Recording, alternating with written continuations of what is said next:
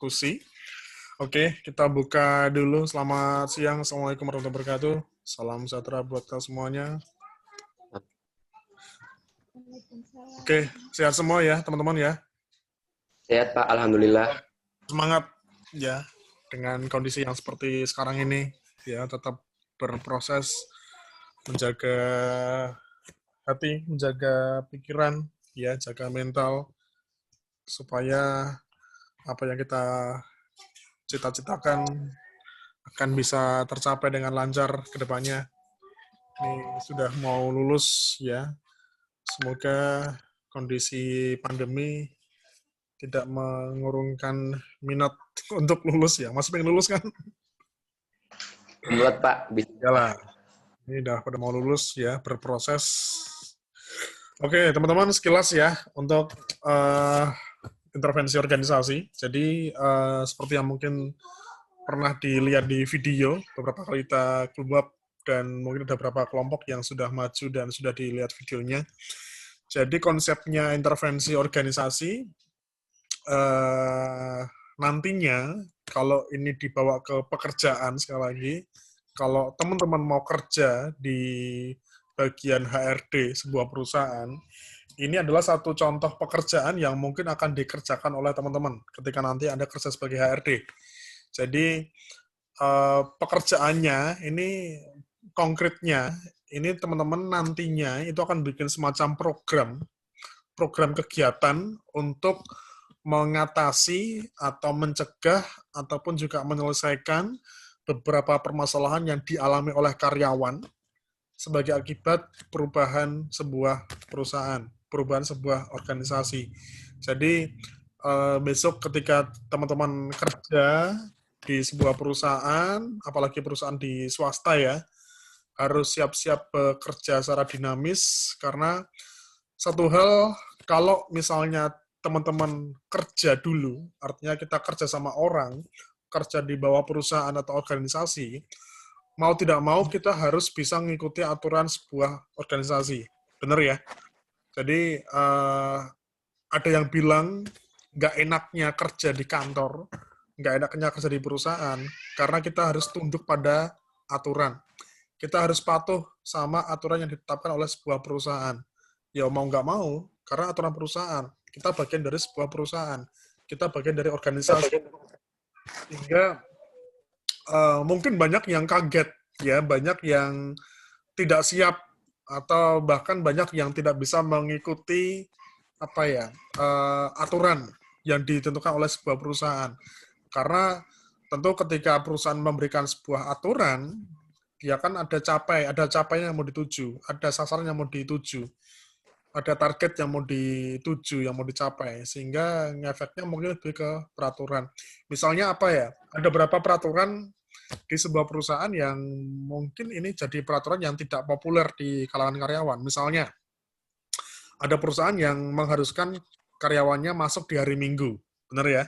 Ada beberapa perusahaan yang seperti itu. Misalnya kalau Anda kerja di restoran, Anda kerja di perusahaan department store misalnya, Anda kerja di perusahaan yang berhubungan dengan konsumen, mungkin kalau misalnya ada beberapa aturan, kalau Sabtu Minggu itu kan malah restoran malah penuh ya. Kalau Sabtu Minggu, pertokoan malah penuh loh Sabtu Minggu. Sehingga mau tidak mau kita harus masuk ya, karena untuk mengontrol kegiatan yang ada di sebuah perusahaan. Itu juga aturan ya. Kemudian ada lagi nih, aturan yang mengharuskan Anda harus lembur sampai jam 8 malam misalnya. Wah, mau janjian nih, mau nonton di Netflix nih, misalnya ada film bagus, nggak jadi kan. Ada aturan Anda harus masuk kerja di perusahaan. Terus apa lagi? Aturan ya libur ya. Kalau udah kerja tuh nggak ada libur semesteran ya. Libur cuma Sabtu Minggu. Anda masuk dari jam 8 sampai jam 5 sore, kemudian libur hanya Sabtu Minggu. Setelah itu ya Anda tetap masuk kerja seperti biasa. Kemudian aturan soal pakaian misalnya. Mohon maaf, memang ada beberapa perusahaan, ada beberapa toko, pertokoan yang mengharuskan si karyawannya harus menggunakan pakaian tertentu ya. Mungkin mohon maaf kalau misalnya ada beberapa aturan si wanita harus pakai pakaian mini misalnya, ya itu bagian dari aturan. Kamu mau ikuti nggak? Tergantung kan, tergantung masing-masing kita sebagai individu. kita sebagai seorang individu ya harus ngikuti aturan yang ada di sebuah perusahaan. Makanya di sini di mata kuliah intervensi kita sama-sama belajar ya bahwa ternyata tidak semua karyawan nyaman kok dalam menyelesaikan pekerjaannya, tetap punya problem di situ ya. Oke, Mas Wais, ini di mana lokasinya, Mas? Jogja, Pak. Enggak, lokasi perusahaannya di mana? Ini di laundry, Oke, Sahabat laundry. Laundry. Di Jogja? Iya, di Jogja. Oke, nanti kita lihat dulu ya seperti apa bahasan dari kelompok 3. Monggo teman-teman, ini Mas Faiz sudah saya jadikan host. Oke, waktu dan tempat kami persilakan. Silakan siapa yang mau memulai terlebih dahulu bisa disampaikan secara singkat dulu ya untuk hasil laporannya. Silakan. Sebelumnya, Assalamualaikum warahmatullahi wabarakatuh. Waalaikumsalam warahmatullahi wabarakatuh. Di sini dari kelompok kami akan membahas, mempresentasikan Sahabat Laundry dengan anggota kelompoknya ada Ruiska Septianawati, Afifah Faradila, saya sendiri Faiz Iqbal Fauzi, terus ada Novita Simanjuntak, Ruth Amanda, Miranda Hiskia, Widi Utari, sama Vanitias.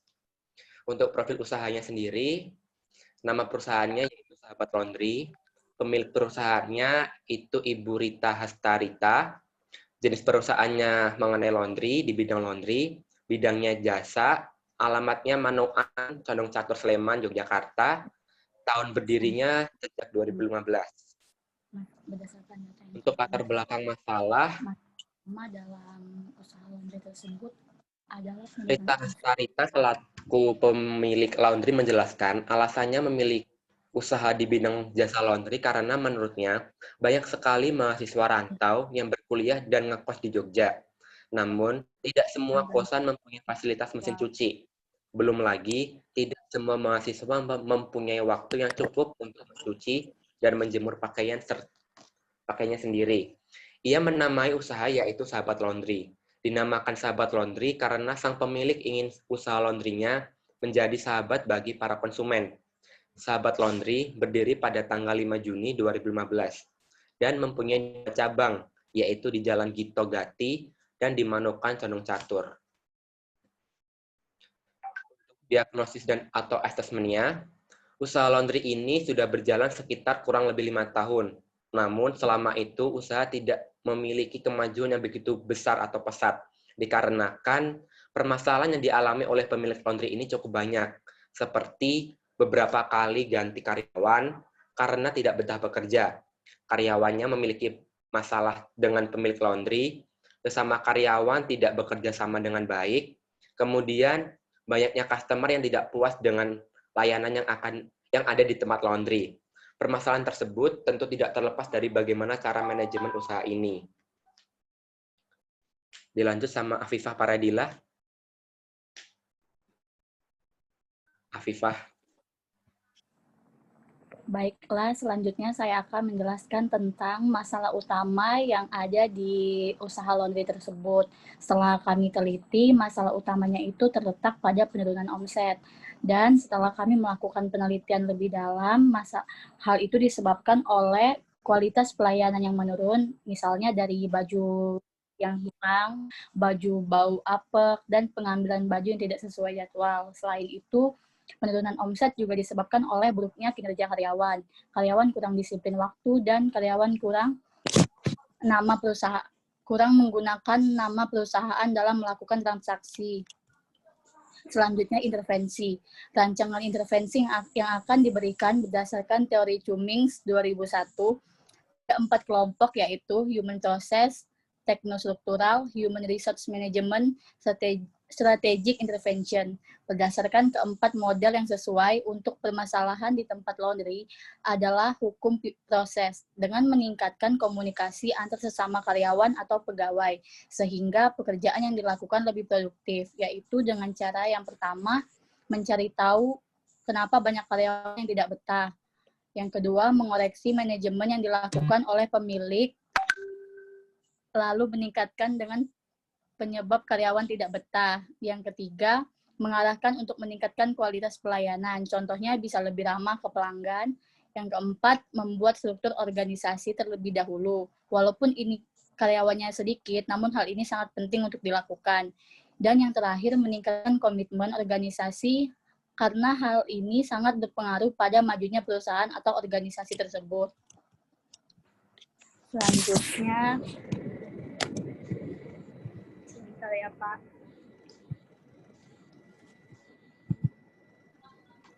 Oke.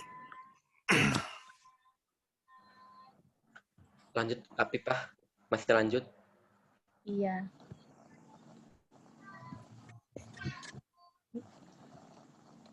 Selanjutnya, maka faktor-faktor yang mempengaruhinya adalah yang pertama itu faktor resiko. Beberapa resiko dari usaha ini yang perlu diantisipasi sebelumnya adalah seperti air atau listrik yang mati, menghilangnya pakaian, kurang bersihnya hasil cucian, cara kerja karyawan, dan masih banyak lagi. Hal tersebut mempengaruhi citra usaha. Yang kedua, tenaga kerja. Dalam melakukan rekrutmen tenaga kerja harus lebih teliti agar usaha ini dapat berjalan maksimal. Baiknya mempekerjakan karyawan yang sudah berpengalaman dan mau berkomitmen dalam menjalankan pekerjaan. Hal ini mempengaruhi perkembangan usaha. Yang ketiga, kurangnya koordinasi. Sebuah usaha yang tidak mempunyai struktur organisasi akan sulit mengkoordinasi karyawannya, sehingga karyawan dengan seenaknya melakukan hal-hal yang di luar tugas dan tanggung jawabnya. Yang terakhir, komitmen organisasi. Karyawan tidak mempunyai komitmen untuk memajukan organisasinya, sehingga karyawan tidak bekerja sepenuh hati. Hal ini sangat berpengaruh pada majunya organisasi tersebut. Selanjutnya saya kembalikan ke moderator. Terima kasih untuk perhatiannya. Sekian, wassalamualaikum warahmatullahi wabarakatuh. Waalaikumsalam warahmatullahi wabarakatuh. Oke, sambil kita bahas ya, teman-teman ya.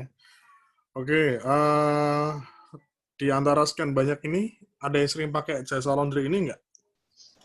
Saya, Pak. Rizka. Iya. Oke, Mbak Rizka, ini ya, terlepas kita lagi penelitian di sini ya, Mbak Rizka kalau lagi laundry di situ, atau mungkin lagi ya pengen nyuci baju di situ, apa sih pertimbangannya memilih laundry ini dibandingkan dengan laundry-laundry yang lainnya?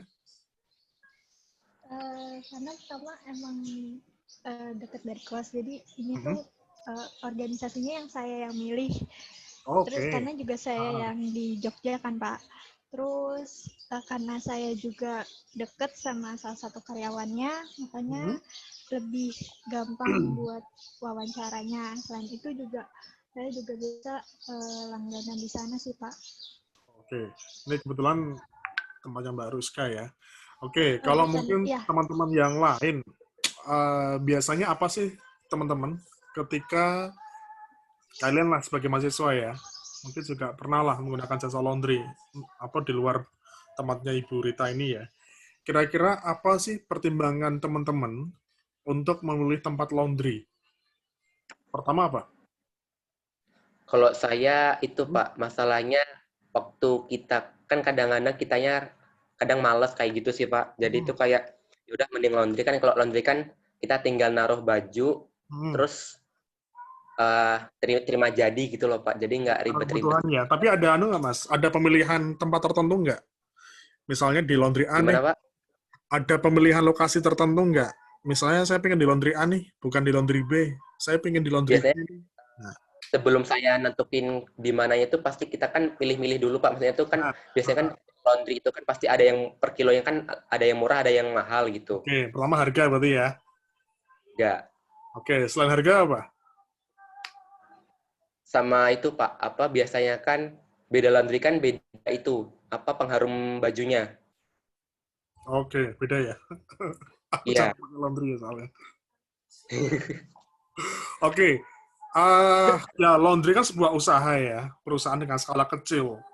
Dan yang perlu dipahami sama teman-teman, tentu setiap perusahaan itu punya capaian targetnya, punya keunggulannya dibandingkan perusahaan-perusahaan yang lainnya, mau skala kecil, menengah, ataupun yang sudah besar. Nah, biasanya sasaran inilah yang menjadi patokan buat sebuah perusahaan untuk mengarahkan perusahaannya sesuai dengan tujuan. Nah, kita perlu tahu dulu, setiap perusahaan, setiap laundry deh, kita langsung masuk ke laundry-nya kan. Masing-masing laundry, dia punya keunggulan masing-masing dibandingkan laundry-laundry yang lainnya. Bahkan, tidak jarang banyak laundry yang menampilkan atau mungkin menuliskan keunggulan dibandingkan laundry yang lainnya. Pertama, misalnya, cucian dipisah antar orang ya. Ada beberapa laundry yang memang dia ada tulisan seperti itu. Cucian tidak dicampur antar konsumen. Terus cucian cewek sama cowok dipisah. Kemudian ada yang berpatokan soal target waktu misalnya. Kalau misalnya 1 hari jadi, ya 1 hari jadi. Kalau misalnya dia 2 hari, ya 2 hari. Nah, ini yang perlu dipahami atau mungkin yang perlu diuraikan sama teman-teman dulu. Dari sahabat laundry ini, apa output-nya? Kalau di sebuah perusahaan, pabrik misalnya, ini kan jasa ya, jasa mencuci ya. Kalau misalnya semacam pabrik gendeng, pabrik sepatu, itu kan kalau nggak kualitas produknya, kemudian kuantitas jumlah produk yang bisa dihasilkan dalam 1 hari misalnya, terus sama soal produktivitas karyawannya. Si karyawan harus bisa menghasilkan berapa sepatu satu orangnya, misalnya seperti itu. Nah, dari sahabat laundry ini, adakah target yang bermasalah? Nah, coba Mas Faiz, saya pengen ke slide 4 apa ya, ketiga ya, saya lupa. Yang ketiga, Mas. Yang di sini, Pak. Oke, ini masih apa? Masih profilnya. Mungkin yang keempat, Mas. Oke, laundry ini sudah berjalan lebih dari 5 tahun. Namun usaha ini tidak memiliki kemajuan yang begitu besar karena ada permasalahan gonta-ganti karyawan. Oke, sebenarnya di sini sudah mengangkat kasus sih, teman-teman. Ada masalah bahwa di perusahaan tersebut, ini bahasa kerennya turnover ya. Artinya sering banget keluar masuk karyawan. Nah, teman-teman bisa mencermati lagi, kalau di sini dari hasil diagnosis menunjukkan bahwa teman-teman mengangkat soal turnover, banyak karyawan yang tidak betah. Nah, apakah problem ini yang mengaruhi output perusahaan tersebut?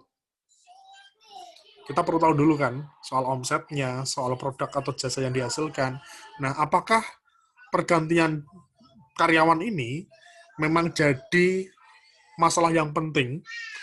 Kita bisa bilang penting enggaknya sebuah permasalahan kalau memang itu sudah sampai berdampak ke capaian sebuah perusahaan. Kalau memang itu bermasalah dan berpengaruh pada capaian sebuah perusahaan, mungkin itu yang harus segera kita intervensi. Nah, kalau misalnya sudah ada kata-kata di sini, ini ada karyawan yang sering gonta-ganti. Karyawan nggak betah. Nah, poinnya di sini ya. Nah, setelah itu, kalau ingin menentukan bentuk intervensinya, kita perlu tahu dulu, ini karyawan nggak betah kenapa?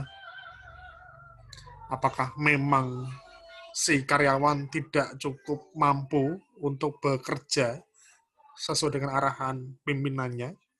Atau mungkin secara kemampuan, secara keterampilan, dia nggak bisa ngikuti tuntutan perusahaan? Atau apa? Atau mungkin karena pimpinannya yang dengan gaya kepemimpinannya kurang bisa memotivasi karyawannya, atau mungkin lokasinya, atau mungkin reward-nya misalnya, atau apanya yang bikin karyawan nggak betah. Ini yang saya kira kelompok 3 perlu ngecek lagi sih teman-teman. Karena dengan begitu, kalau misalnya kita mengetahui kenapa kok karyawan nggak betah, sering keluar masuk di perusahaan, kalau tahu masalahnya, tahu akar masalahnya, kita baru bisa menentukan bentuk intervensinya seperti apa.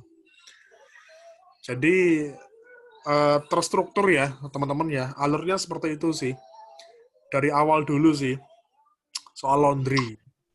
Ya laundry walaupun hanya jasa cuci baju, kan punya output kan, punya target, apalagi yang punya jasa laundry nggak cuma 1-2 orang, ratusan. Kita jalan di Candi Gebang aja dari UII sampai Stadion Maguwarjo tuh udah ratusan mungkin laundry itu. Banyak banget itu. Ya, masing-masing punya keunggulannya. Nah, dari laundry ini apa yang jadi keunggulan? Itu yang dicatat sebelum teman-teman membahas soal diagnosis. Jadi setelah kita mengungkap profilnya, nah setelah profil baru diungkap keunggulannya apa sih laundry ini, yang jadi target apa sih? Mungkin dari ownernya punya target nggak? Dalam sehari harus bisa mencuci sekian kilo misalnya. Dia punya target nggak? Harus bisa menghasilkan berapa omset nih dalam 1 hari, 1 minggu. Seorang owner, seorang pemilik usaha harusnya punya target. Dia bisa menentukan targetnya, karena dengan begitu, nah misalnya sudah ada targetnya, ini jumlah karyawan berapa ya, Mas? Mbak? 2 sih. Jadi 2 orang dia ya? dua terus jadi satu shift cuma 1 orang gitu. Oh, 1 shift cuma 1 orang. Mm-mm. Nah, kembali lagi soal target ya. lagi. Kira-kira targetnya seperti apa? Kalau mungkin dari ownernya pengen ada target lebih banyak lagi, jumlah cucian yang dicuci, ya kalau 1 karyawan kira-kira keteteran nggak? Ada problem nggak di situ? Makanya kan saling beriringan ya, antara target sama kinerja yang dihasilkan oleh seorang karyawan. Ini sama aja besok ya, teman-teman.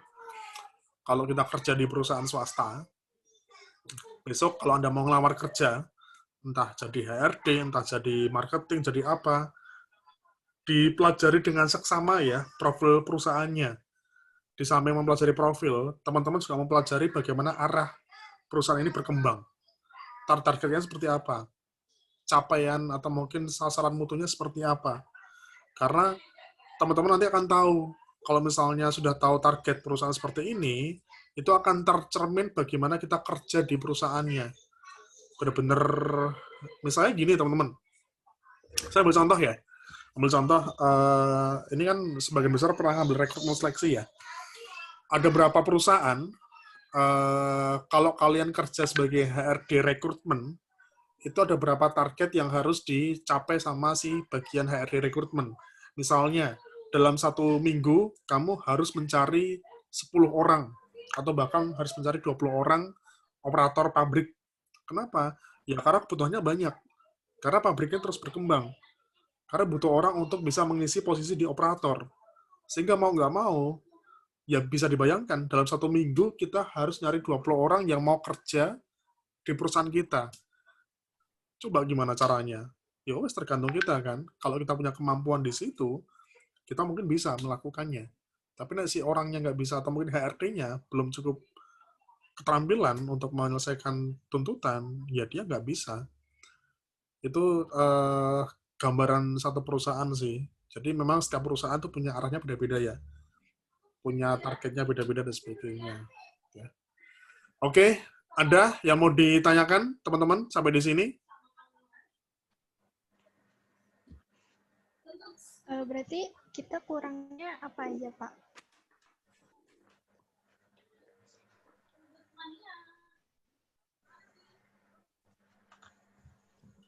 Gimana? Maaf, nggak kedengeran tadi. Ini dari hasil presentasi kita, apa yang perlu direvisi atau diperbaiki lagi atau ditambahkan? Ya, yang penting tadi, awalnya tadi.